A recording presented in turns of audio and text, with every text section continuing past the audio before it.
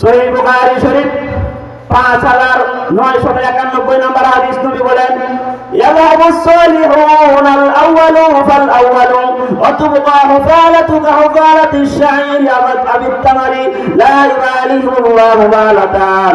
আমার নবী বলেন ও আমার উম্মত, কিয়ামতের আগে আগে এমন একটা জমানা আসবে, সেই জমানার মধ্যে নেককার পরহেজগার ভালো মানুষগুলি একের পর এক বিদায় নিয়ে চলে যাবে।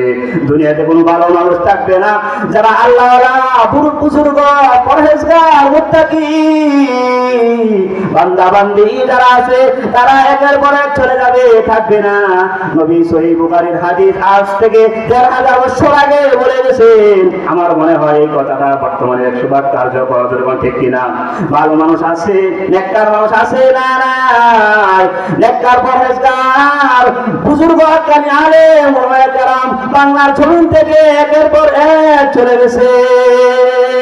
আমার মুসলমান মারা যখন আসরানি আনোয়ার শাহ রাহমাতুল্লাহি আলাইহি কিশোরগঞ্জের জামিয়া দাদিয়া মুতামিম শাহ যখন চলে গেল, সাথে সাথে কিছুদিন পর হাটাজারি মাদ্রাসা মুতামিম আল্লামা আহমদ শফি রাহমাতুল্লাহি আলাইহি চলে গেছে।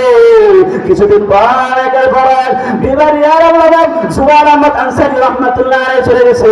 কিছুদিন পর হাটাজারি মাদ্রাসার প্রখ্যাত আলেম দ্বীন আল্লামা জুনায়েদ বাবলপুরী রাহমাতুল্লাহি আলাইহি চলে গেছে।